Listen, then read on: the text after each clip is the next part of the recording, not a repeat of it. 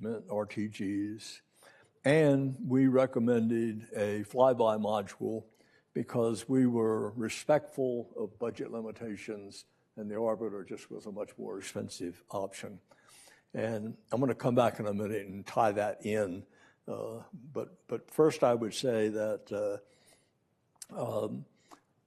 when it got to NASA headquarters and it was presented to the NASA administrator, he rejected the recommendation. And he said, no, we're not going to do a flyby module. We're going to add the orbiter. And his logic was, he said, you know, we don't do these things very often. So when we do them, we should really do them right.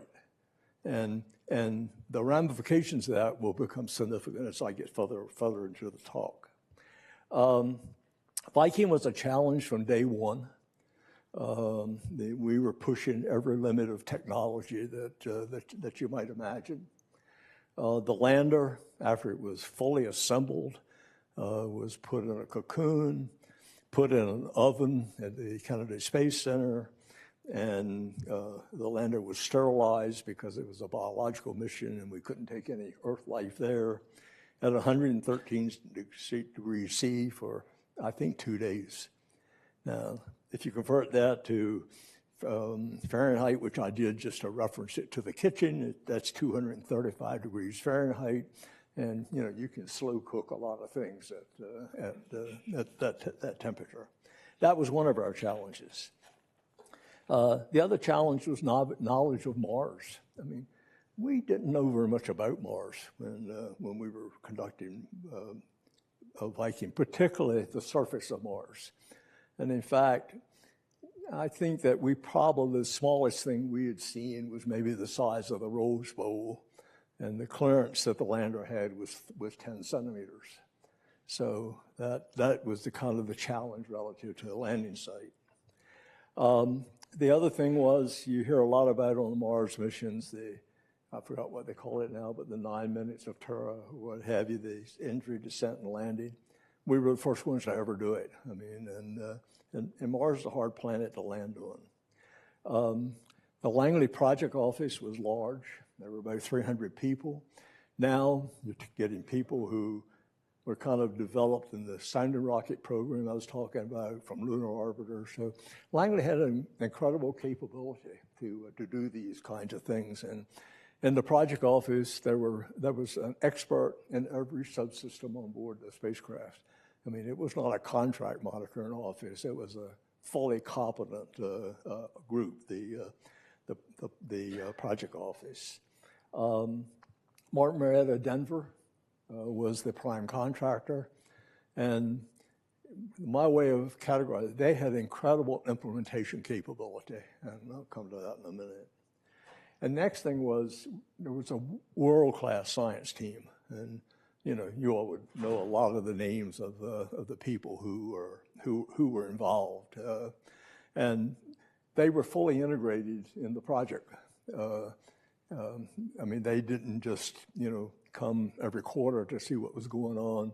They were made part of kind of everything that went on in the project. So clearly, again, picking up on what I mentioned about a lunar orbiter, this was the best of the best concept. And you can see where I'm going, because I'm a big believer in doing these challenging things. And space is a one strike and you're out business, which means you can't mess up too often and do well. But I'm a real believer that it really needs the best of NASA, it needs the best of industry, and it needs the best of the scientific community. And I'll continue to make that argument as I go forward. I'll mention a few of the challenges that we had in conducting the operation, and we had many. As we were approaching Mars, not too far out, maybe 2 weeks, we had a helium leak. And helium was used to pressurize the fuel, to pressurize it, to move it into the thrust chamber. It was interesting because you could plot the helium leak into the fuel tank, and you could show exactly when the fuel tank was going to explode. And there was really almost no uncertainty in it. But we had options. We had two options. One option that we had was a pyrotechnic valve, and we could have initiated it pyrotechnically, closed the valve so the helium would not leak, and it would have clearly stopped the leak. The problem with it was that you had to have another pyrotechnic valve to open that back up so you could pressurize the fuel. And if that valve failed, the mission was a failure. We had another choice, and our other choice was to do a family of mid-course maneuvers. And that is almost on a daily basis, do everything of doing a mid-course maneuver for a spacecraft.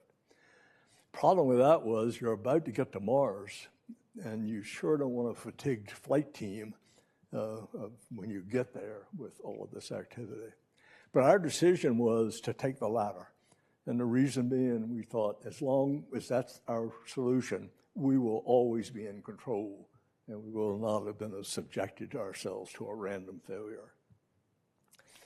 The next interesting thing about that mission was that we went into orbit, and now we had an orbiter, and the lander was attached to the orbiter, and the whole spacecraft went into orbit about Mars.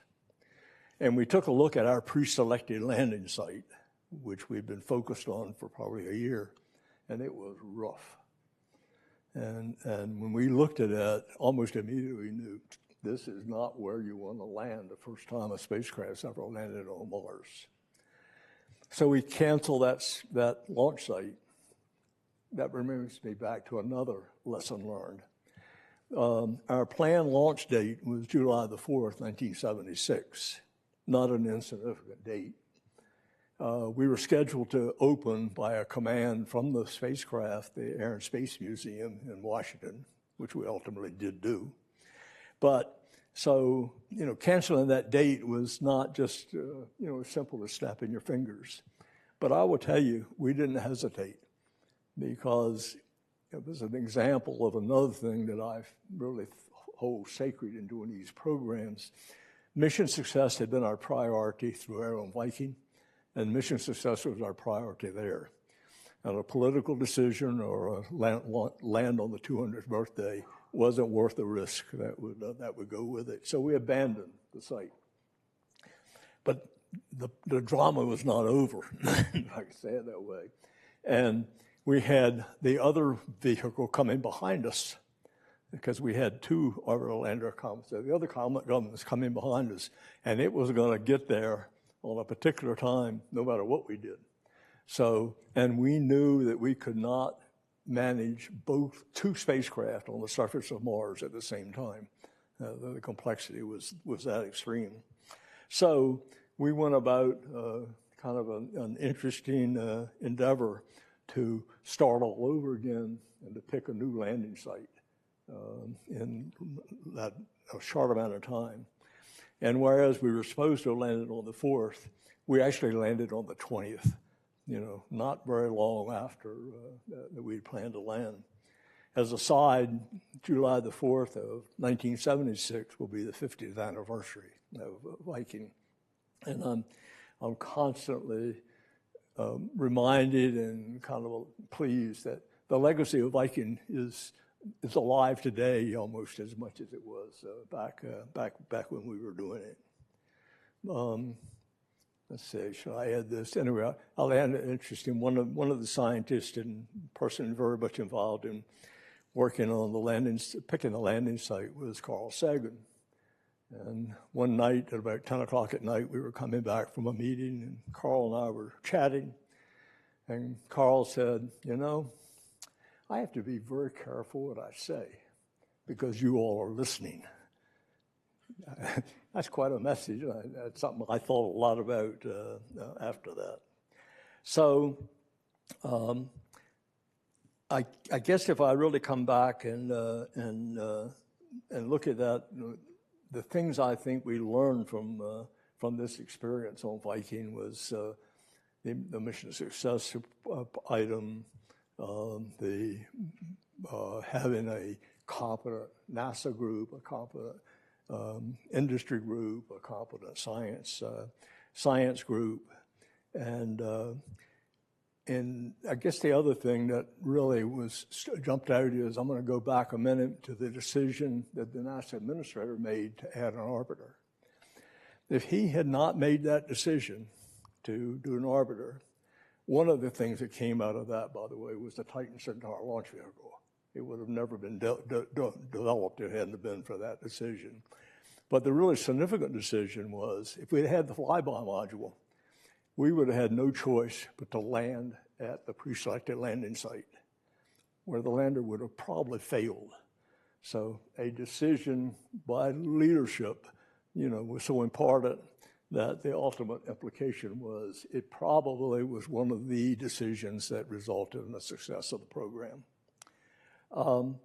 Another observation, and I have to tell you this came to me and probably to others later, but Viking was a mission that pushed the limits of technology, as I mentioned earlier, in every regard.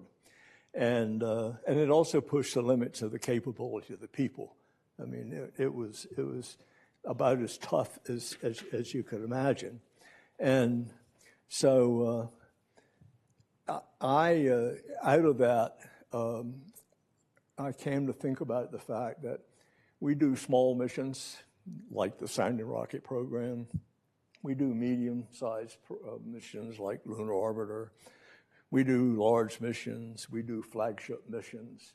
But Viking was a different kind of a mission. I'll come back to it. And it is really, it was a mission that my name of it is a reach too far. And so the real question is, do you do those kinds of missions? Have you really made a mistake? And I think the answer is you do them. That one is they should be rare. And second is you only do them when the potential results justify it, and there's no other credible way of doing it.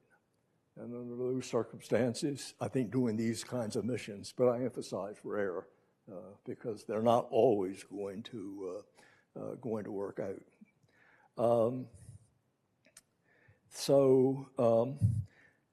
After Viking, then I descended into management. I went to NASA headquarters as responsible for the planetary program. That kind of led on to being deputy director of the Ames Research Center and then director of the Goddard Space Flight Center. And being director of Goddard and being part of Viking rival for the most incredible things that I've had the privilege of being involved with. But from these positions, I learned something else. I learned about the role of headquarters, and this is often confused, And headquarters really does have an overarching responsibility and accountability for programs. But headquarters doesn't implement them. And that's where I think that we often get confused as to who's implementing. And my view is that the role of the NASA centers is incredibly important, and that the center director is responsible, and this is what I thought, and we were chatting about this the other day, but it's what I thought when I was director of Goddard. I was responsible for the projects that were at Goddard, but I worked for NASA headquarters in the process, and the project manager is responsible for the implementation. And I really raise that because it sounds like, well, that's pretty obvious, but it's amazing how often NASA has gotten that confused. And I would also maybe industrial organizations and others, because I don't think the concept is any different there than it is on the projects. So I guess that after being at Goddard for a while, I had been 19 years at NASA, and I made a really significant change in the direction of my career, and that is I went to work for Martin Marietta, and I did a collection of jobs, but the last thing I did was President and Chief Operating Officer of Martin Marietta. Somebody today actually asked me, and I thought a good question, what did you find different between the government job or at NASA and at Martin Marietta? And I said, I was surprised by this, and you're probably going to be surprised by my answer. I found them not to be very much different. I mean, excellence was necessary in both.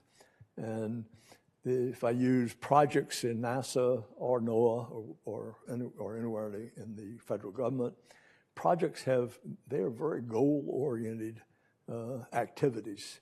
And industry is also very goal-oriented. Maybe profit is the goal, you know. And my experience is very similar, and I'm really pleased that is the result. After a really rewarding career with Martin Marietta and then Lockheed Martin, I ventured into what I would say is a somewhat undefined world, and for my career 3. And that world was something that I knew that I wanted to participate in, but I hardly knew what it was. And I really had the privilege of chairing an incredible number of independent review boards. And these were for NASA in both human spaceflight and in the science or robotic area. They were with NOAA, both for their GOES systems and their high inclination weather satellites. For national security space, I had the opportunity to lead a study with incredible people that Congress directed, recommending how to manage national security space. The recipients didn't do anything with it, which would trouble me a little bit. And when maybe 3 or 4 years after that, the Congress said, "Could you come over and spend a little time with us? Because we're a lot worried about a Japanese situation, and we've taken your report back out, and we've decided it was." And I said, "Well, how come you didn't do something earlier?" And they said, "We didn't have the courage," and that was it. But so anyway, rewarding things like that, aerospace industry, JPL. So I've had a chance to just do a lot of these, and it's an experience to working with incredible people and also doing things that you can really contribute. I'm a big believer, and it's probably the reason that Dan has recognized throughout here, but I'm a big believer in doing these IRBs. You have a responsibility to find out what you think's the problem, but you also have a responsibility to propose a path forward. So it really fits into my life of being very results-oriented. The one other thing that I do want to mention about the IRBs is James Webb Space Telescope. And we did it. Dick knows a lot about this because he was in the congressional side of that activity. My personal belief is that James Webb was on the edge of being canceled. I mean, it's hard to believe. I mean, the Congress was genuinely unhappy, justifiably so. And I don't know how many individual briefings gave, but it was maybe 25 with various members of Congress, chairs, and what have you. And all of them started, I shouldn't say all of them, because they really were friends of the program too. But many of the people started off with a comment of, how do I explain this to my constituents, the taxpayers? So I think that was one of the more rewarding IRBs that I was involved with. And as you know, the result, but James Webb, just a gee whiz number.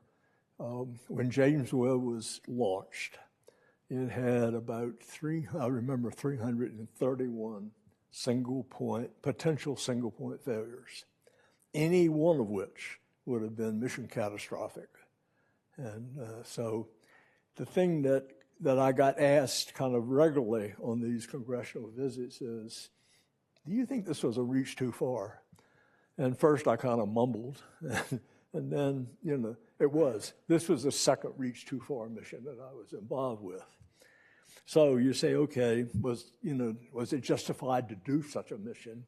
And my answer is yes. And I mean, if you look at the fact that daily, James Webb adds to our books of knowledge. And but It was a rocky road, and again was an example of how important it is to do them when it's justified, but to not make it something that's done often. The second thing I'm going to chat about is the, and by the way, don't panic, but I did not start my clock to see. But the second is, what's my view of the current status of the civil space policy, the civil space program? When I compare where we are today to where we were when I joined NASA, God, the difference is just awesome. Tonight there are humans on board the space station, and that's been continually populated. In November, it'll be 25 years. There's been continued people on the space station. The other thing that's really different, and some of you are here tonight, I assume, but today, students, universities, new commercial companies, they're all implementing programs that when I was in my early part of my career, only NASA could do. And that's terrific, that capability exists. The two kind of superstars in the so-called new space world is SpaceX and Blue Origins. And I think that, almost any of us who knew a fair amount about the business would have never believed that they could achieve what they've achieved to date. So, I mean, they are incredible in that regard. And the legacy aerospace companies, like Lockheed Martin and locals, really incredible. I was thinking a couple of items that showed how our knowledge has changed. And I remember when I was at NASA headquarters, there was a lot of discussion about planets around other stars outside of our solar system. We had never seen one. We had no idea that they existed at that time. And I remember a meeting with some significant scientists. They said, if we could just find one planet, what an enormous contribution that would be. And so now, we've actually have found one. We've found thousands. And our forecasting capability says there's probably at least millions or billions of planets throughout the universe. Human missions are now being planned for the moon and to Mars, which is incredible. And so then this kind of raises in my mind, what is the current U.S. space policy? And I'll start off by saying I don't know, but there are enough public comments and media models that I think there's an implied current space policy, and that is NASA's, or the United States space policy is exploration and only do science that will support exploration. And I'll come to that again in a minute. So I guess that the next thing is that of that policy, Artemis is kind of the centerpiece of that policy. And we have done Artemis 1, which you all know about, and relatively successful. Artemis 2 will be executed probably in the first quarter of next year. And then we come to Artemis 3. And Artemis 3 is the program that will land humans on the moon. And my belief is that it's a program today that has a lot of trouble. And SpaceX was awarded a public-private contract to implement it, and the launch date in their contract is 2024.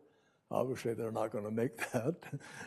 And my personal belief is that there is so much work that's necessary between landing today and landing on the moon. I mean, they have got to develop the lander. There isn't a lander today. They have got to not only do that, but they've got to do an uncrewed test landing on the moon. Probably the most significant schedule impact is that when they launch from Earth with a lander, they don't have any ability to carry any fuel for the lander. So it'll take approximately 15 launches of the SpaceX Heavy launch system to take enough fuel in the Earth orbit to put it in a depot that doesn't exist today, and then to transfer that fuel to the moon lander with technology that we've never demonstrated in space today. And so pretty quickly you say, God, and this is a national program that's kind of the centerpiece of our policy. My judgment is that, and right now, by the way, the launch date is given as 2027. My view is that's impossible. Then the next thing you say is, well, how about by the end of the decade? I personally think, and you see other people saying this too, by the way, I think that is highly improbable. So I think we're in a situation that we've got a national program where we have declared it is important that we beat the Chinese, and that the launch date most probably is beyond 2030, and it's not known.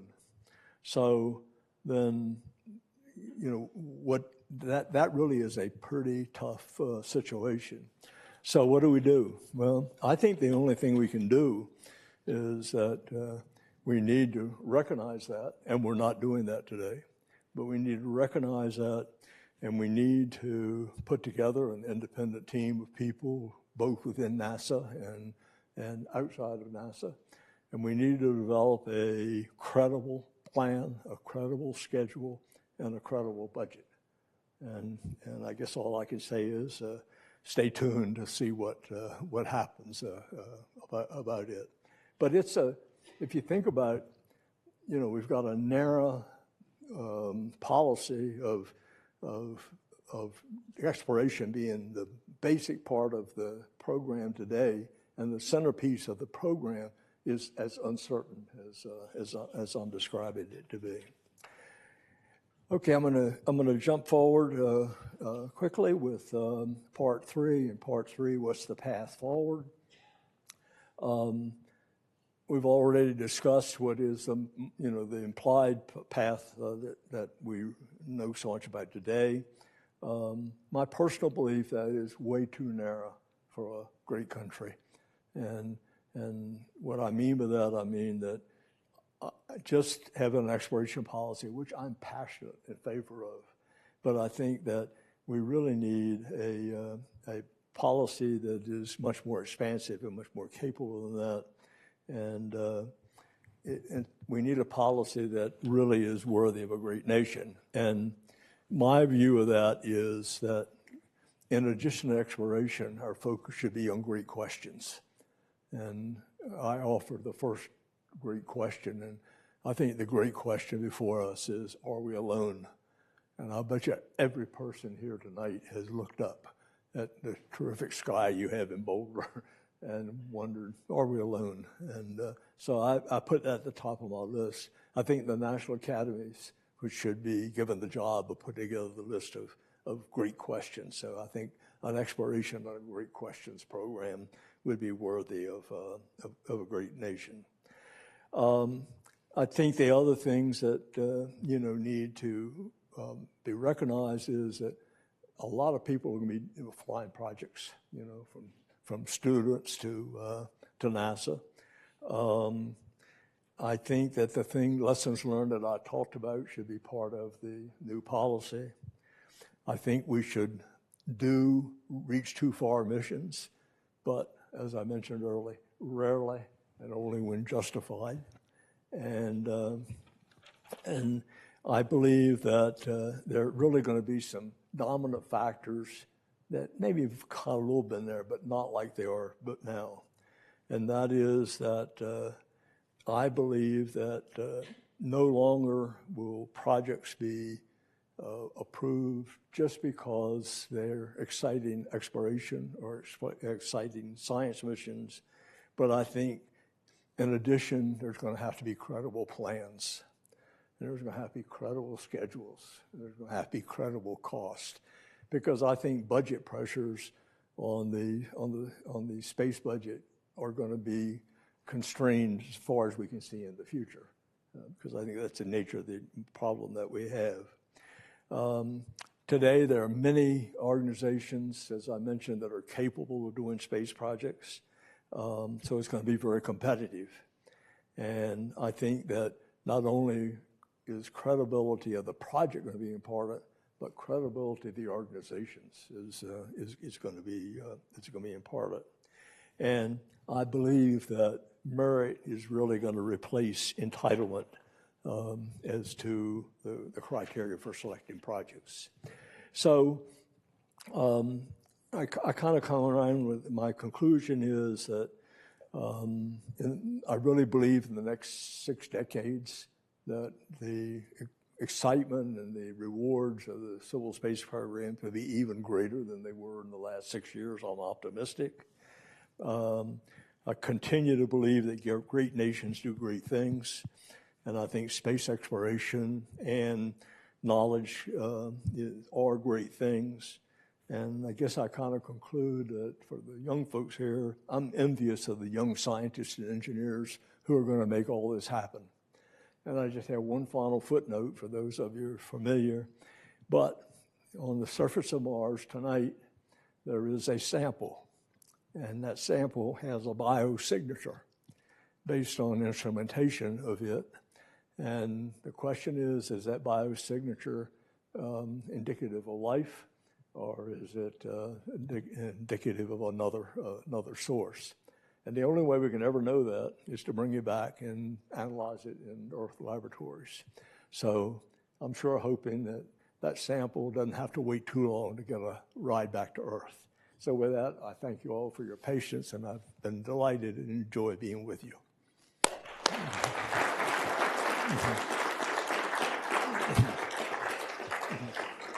Thanks so much, Tom. Really appreciate those wise remarks. I think we want to take some questions. Let me just mention that I'm Jack Burns from the Astrophysical and Planetary Sciences Department. So what we'd like to do now is just take a few questions from the audience, and then we're going to pull some chairs up to the front, try to do a fireside chat. And somebody's going to get some wood and build a fire in the front here, and we'll make it nice and cozy.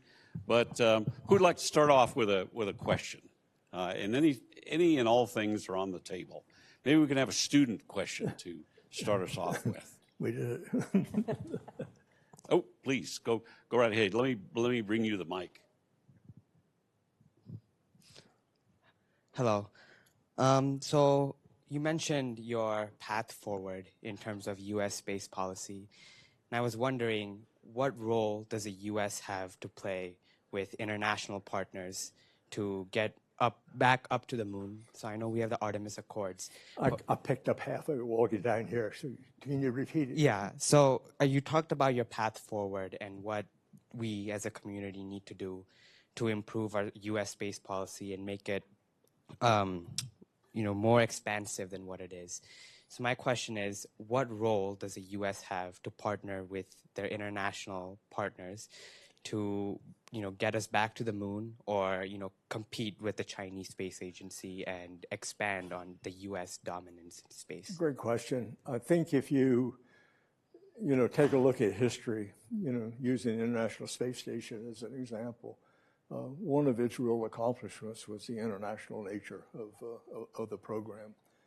I think the natural inclination of the United States is to partner with international partners.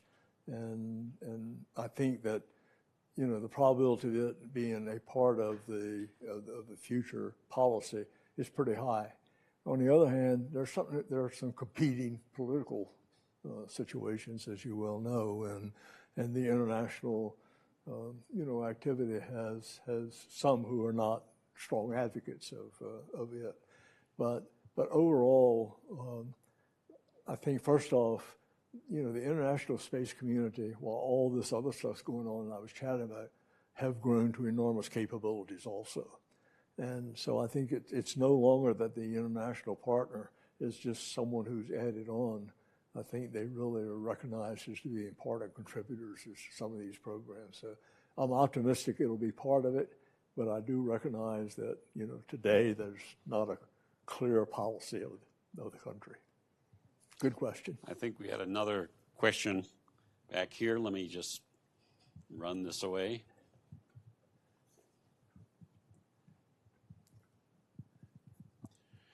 Thank you, sir. So my question is sort of for the next generation of leaders who are going to be deciding U.S. space policy and a lot of the key questions that come up. What would be your advice to that next generation for, you know, how to establish themselves and how to really make sure they have a seat at the table, so to speak? Great question also. Yes, First thing I'd say is the first thing that you can do is to get an academic experience, and that's are you here at this university or yeah? So you're at a great place, you know, you're a space place.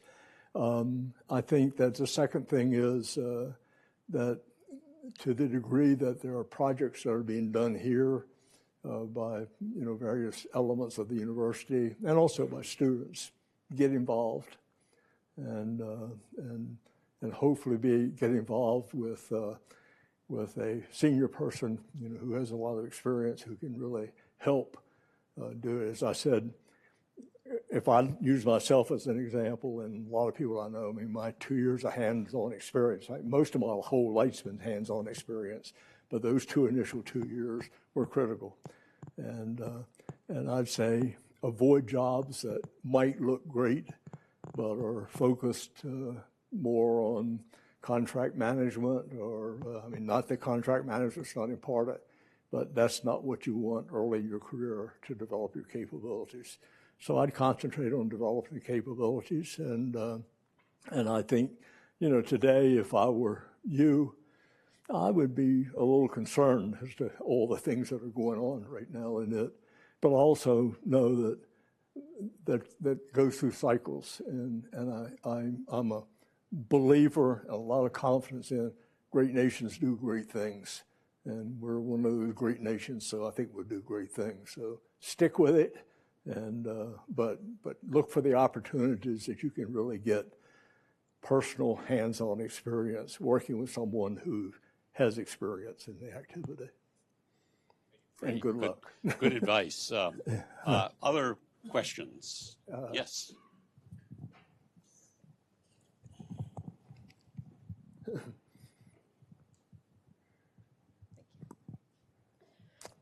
I wanted to ask. Oh, I'm sorry. Sorry. Hello. No, my apologies. My bad. I just wanted to ask that during your time at NASA, what missions you found were really centered on answering those great questions that you had brought up in your speech, and like furthermore, what newer missions would also be addressing those great questions that you're like excited to see? Yeah. So just asking the question, are we alone? Does that excite you? Yes, very much. Yeah, no, I really agree. I think the great questions is a good way to, to formulate it. And, there are a lot more I could have put mine together. I mean, I think the National Academy is the right place to, to wrestle through that. Another great question I'd say, what is dark energy? What is dark matter?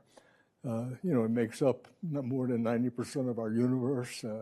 But I mean, and by the way, I would say that a great question is to continue understanding Earth, and and to really understand. I mean, this is where we live, so maximizing our ability to understand this planet is important. So I'd put that in great questions also. And maybe you can join the National Academy group and help them.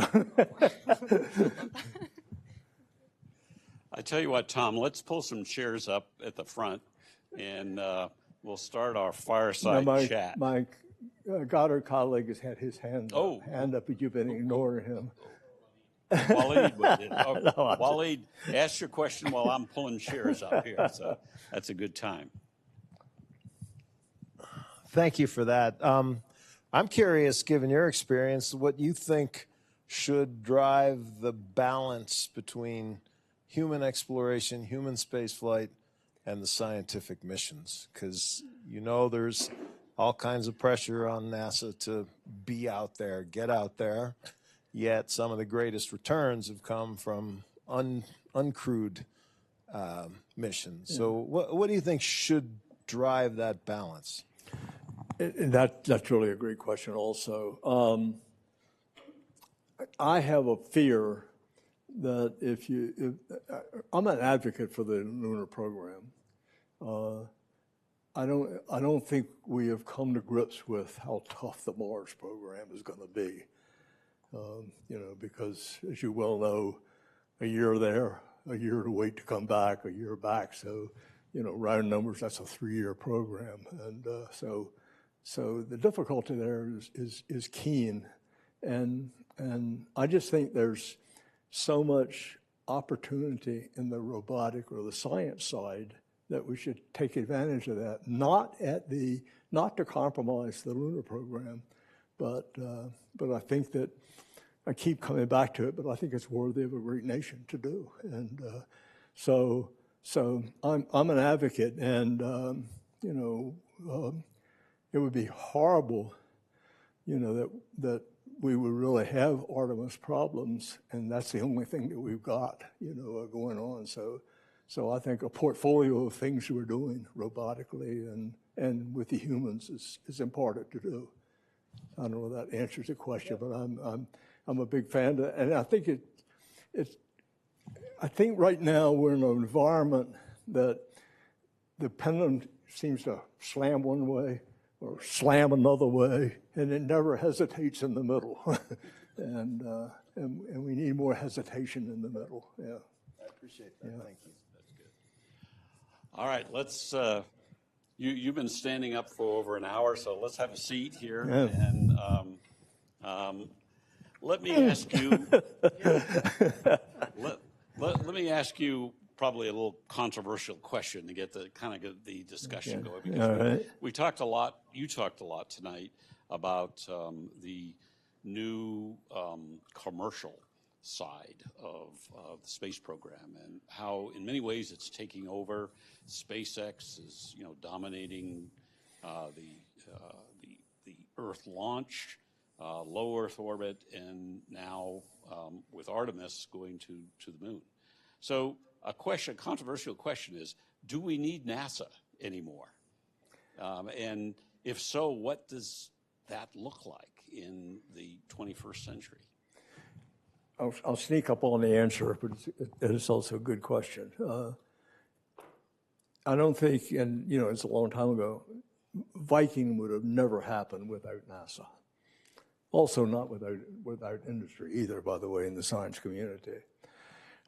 James Webb, much more recent. I mean, industry alone could have never handled James Webb, in my view. And so I kind of get, I come from the background of saying you really need the best of the best. Now let's come to Artemis. Well, let's come to Apollo just for a second. Okay, go back there. I think on Apollo, there was a strong recognition of how difficult the lunar program was.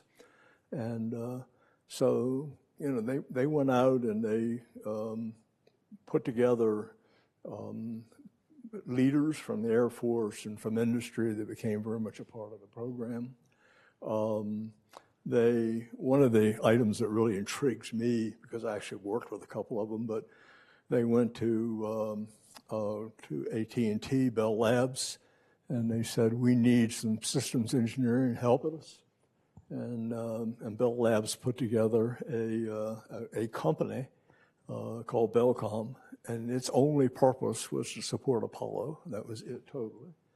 When Apollo 11 was launched, there were 500 Bell Lab Systems engineers working for NASA headquarters. These things are hard. I mean, that's, so my belief is that these kinds of missions, and I think Artemis is in that category, I think that where we are today with the type of contract exists, that and I think I really try to highlight, I'm marveled at what SpaceX has done. I don't think that we are not handling it in the way that you would handle a program that's of national importance and is as challenging as Artemis. And what I really mean by that is that we are not using the NASA capabilities on the program. NASA's basic job on Artemis is crew safety and write checks.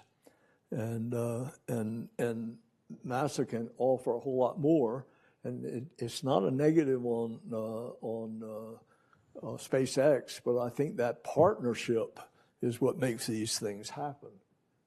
In addition to that, I think so far what I know about it, and I know hear some scientists talk about it, there's science information that's necessary to do this mission and what kind of exploration you do to get there. And there's really minor science input. So where we are today, SpaceX decides the launch date. And SpaceX decides the test program that goes there. And I think I personally think that is approaching Artemis with one hand tied behind us. That's be my comment. So I'm a strong advocate of a strong NASA and a strong industry and a strong academic community in implementing these programs. And it just seems to work. It can when all the Now right. I had a little hint that he might ask me that question. He didn't really say it. And I said I was going to take a different approach, and I was going to approach how Washington would answer his question. It would be, that's a dumb question. Who do you work for? Well, Kennedy in 1962 at Rice University, in talking about the moon, he said, "We go to the moon not because it's easy, but because it is hard." In his Boston accent. And space is hard. It is hard. Continues to be hard. And can we do hard things? Can this country do hard things today?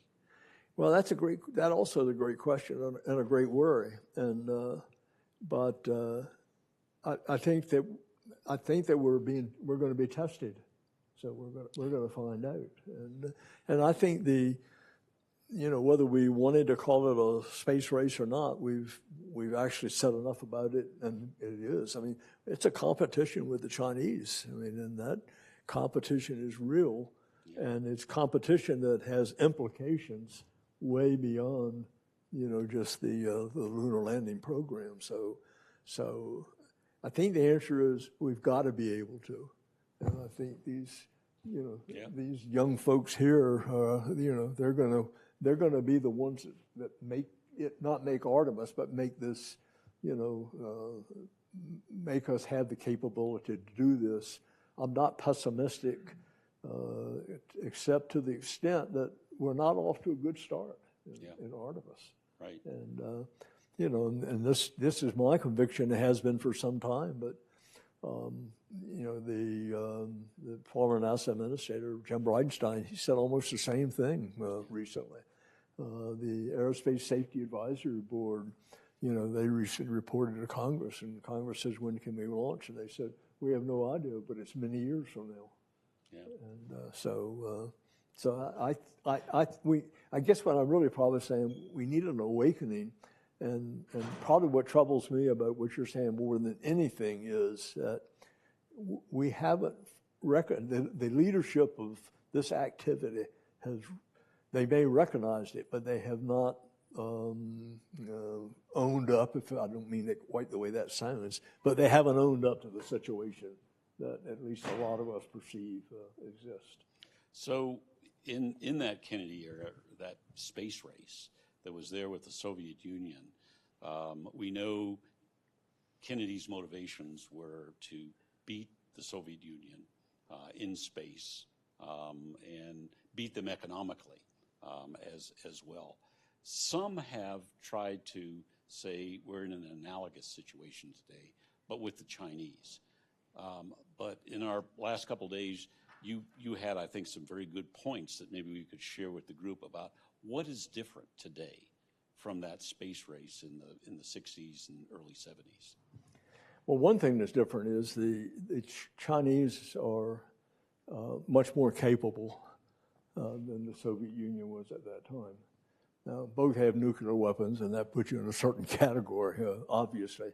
But the Chinese have, their objective is not simply to beat us. This is my view, not that I've had deep discussions with them, but the Chinese objective is not simply to beat us to the moon. It really is to displace us as the world power. Yes. And that's something that's, really important to think a lot about, and that's not a good circumstance to end up with. So I think it's probably a tougher circumstance, and there are people who recognize this, and so I don't mean to minimize this, but I don't think we have awakened to the fact that we are in some degree of trouble, not panic, but trouble, and we need to get our act together and get focused on resolving the kinds of issues that I and some other people think really exist today. Yeah, you pointed also the difference in the economies. Well, sure. U.S. versus Russia in the 60s, U.S. versus China today. Yeah. Well, China obviously is, their interest is not only in replacing us in going to the moon, but it was also economically, and that wasn't part of. My impression was that wasn't part of the Russian situation. I mean, they were they had a different. They had a different economic situation too, and China is a real live competitor, and we just need to recognize it. That doesn't mean that you panic, but it means that you recognize it and you respond appropriately. Yeah. Kennedy's goal was in part to bankrupt the Russians. And that happened. And it did. That happened. It took a little bit longer, Yeah. but it did happen. Yeah. No way are we bankrupting the Chinese No. at this stage. Economic powerhouse is second to none in the world. So that's not a strategy that we can use. So you pointed out, I think correctly, that Artemis is a mess. Yeah. And so how do we get out of this? How do we move forward then if the current plan for Artemis really is not workable? What's the alternative? Do we simply cede the fact that the Chinese are going to return to the moon before we do? I don't think we have to, but I think we are. That's what is happening. If I were king for a day, and I'm not, by the way, but if I were, the first thing I would do is change the contract. Contract with SpaceX? With SpaceX. Yes. And that's not an easy thing to do necessarily, because I don't know how much, but I'm sure SpaceX is investing a reasonable amount of their own money every year. And so if you change the contract, they're going to, want compensation for it, and unless you can convince, Musk that it's in the country's best interest. But I think, you've got, right now, the contract is such that all of the capabilities that the country has to bring this problem to a correct solution cannot be applied to the problem. And that's just bad. I was just going to turn to you, Dan, so good timing. Thanks. So when you started in the space program, it was very young and very new. When you started in the space program, it was very young, very new. When you did Viking, the space program was still very fresh in the public's mind. I guess there's a tendency for the U.S. public to think become complacent or think that things are old hat. Space is much more important in people's lives now than it ever was in the 50s and 60s. How do we refresh and make people realize that this having a healthy, vigorous, and successful space program is as important now as it was 50 or 60 years ago? Yeah, see, I think that the problem is it's going to continue to be visible. I mean, the 27 launch is not going to happen. I mean, my belief is it's impossible. I did one time in one of the IRBs, this was looking at DoD weather satellites and no weather satellites, and they were going to put them together and save money. And they only had one little problem, and that is that they had different objectives. And when I gave the briefing, I said, it's near on impossible for this mission to, this activity to be successful. And this was to DoD and Air Force officials and what have you. And I said that, and I should say it is totally impossible, but you always have to leave room for a miracle. So, so I do think that, I don't know, Dick maybe you can comment. I think the Congress is going to become impatient. I mean, they have gone all out, to support this activity and to their, and I applaud them for that. But Congress reacts to what their constituents are interested in. I agree. And, the constituents need to make it clear to policymakers that this is something that's important to them and that they want to pursue. And if you take Bridenstine's, testimony that I was talking about, there were 4 people that testified, and the other 3, were invited because they also were knowledgeable people. I'm exaggerating, but they fundamentally said everything's okay. And so, I mean, that's the circumstance, but everything is not, is not okay, and I do think that various organizations, and you're talking about constituents, but my impression is that there are a lot of leaders in the Congress, if they come to believe this is a circumstance, I think they will stand up independent. I mean, I think there really is a bipartisan support for the space activity in Congress like no other place. And there are people who I've had the opportunity to interact with, and Dick lived with them and guided them and what have you, but they are invested. And I think that they're going to be unhappy if they think that their investment is not credible. So I think it's going to occur, and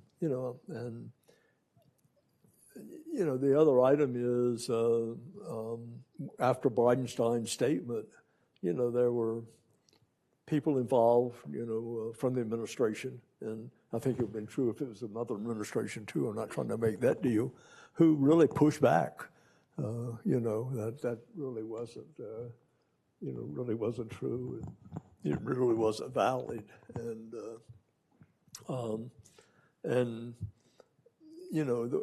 my image of what they were saying is, okay, it's a 2-minute mile, but we're going to cheer everybody on to run this 2-minute mile, so I just think it's an item that is going to expose itself, and you can't not expose it because if you don't launch it 27th, it'll be pretty obvious, and people will recognize it. Dick, do you have comments?